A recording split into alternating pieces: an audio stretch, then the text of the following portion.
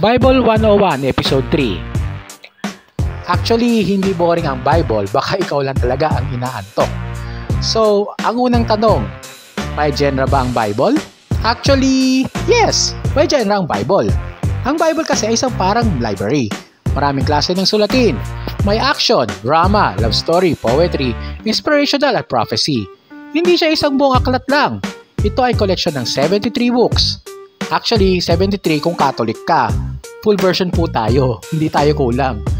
So, para sa buhay, may mga panahon na saya, iyak, away at pag-ibig. Dala din sa Bible, kaya wag mong i-fast forward ang damhin mo. Mga genre sa Bible, saan ito makikita? So, first, historical narrative. Ito yung Genesis, Exodus, 1st and 2nd Samuel, Acts of the Apostles. Ito yung kwento style, parang telenovela ng Diyos at ang kanyang bayan. May betrayal, redemption, drama at miracles. So, may Moses, may Pharaoh sa buhay mo rin. Kaya may mga Red Sea, pero may Diyos na kayang maghati ng problema mo. Nandito naman yung pangalawa, meron naman yung mga law or legal text. Akala nyo ha? May law books din. So, ito yung mga Leviticus, Numbers, Deuteronomy. Ito yung mga utos ni Lord sa Israel. Para silang company policies, pero para sa kaligtasan ng soul. So, isang tip ko lang is, basahin ito bilang paalala na ang batas ng Diyos ay laging nakaroot sa pagmamahal. So, just like, alam mo na, ang true love may boundaries. Kasi ang nagmamahal, hindi nananakit, nagbibigay ng guide. Next, number 3, wisdom literature.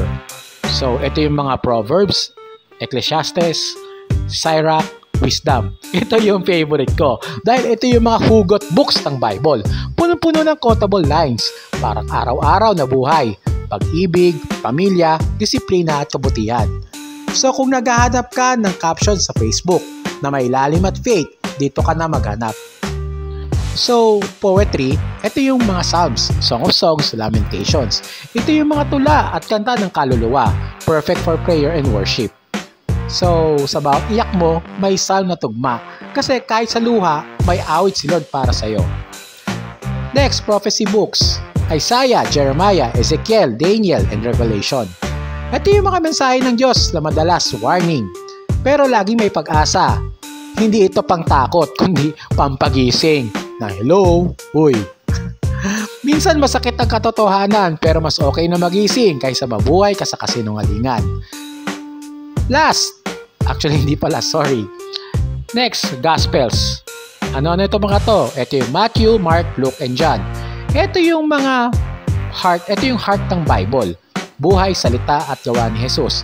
Parang ano lang to 4 na camera angle ng isang kwento.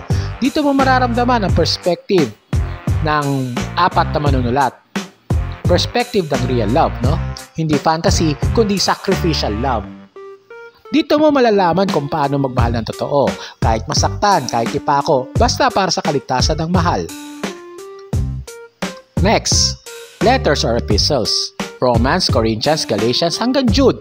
Mga love letters ni San Pablo at ang iba pang mga apostles sa mga early Christian communities. May aral, paalala at inspiration. Kapag kulang ka sa advice, huwag ka lang umaasa sa barkada. Subukan mong basahin ang mga sulat ni St. Paul. Next is apocalyptic literature. Isa lang nandito, ito yung Book of Revelation. Symbolic, mysterious. Pero huwag matakot, ito ay hope-filled version ng ultimate victory ni Christ. Yes, may mga pagsubok, may gera, may dragon pa nga ang Book of Revelation. But in the end, panalo ang Diyos. Don't worry, spoiler alert, ikaw rin ang panalo kung kapit ka sa Kanya. So, paano hindi gawing boring ang pagbabasa ng Bible? Basahin mo ang layunin, hindi lang curiosity. Gawin mo siyang prayer time, hindi lang reading time. Gamit ang imagination mo, ilagay mo ang sarili mo sa eksena. Anong mararamdaman mo kung ikaw si Moses o ikaw si Peter? Mag-Bible journal, isulat mo kung anong verse at tumama. Bakit? Anong sinasabi sa ni Lord? Samahan mo ng music or visuals. Try mo magbasa habang may soft worship music o hanap ka ng Catholic Bible apps na may daily reflections. Magbasa ka kasama ng iba. Join a Catholic Bible Study Group.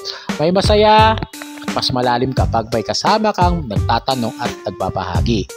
So, hindi boring ang Bible. Siguro lang hindi mo pa ito nilalapitan bilang pag-ibig, kundi bilang obligation, no?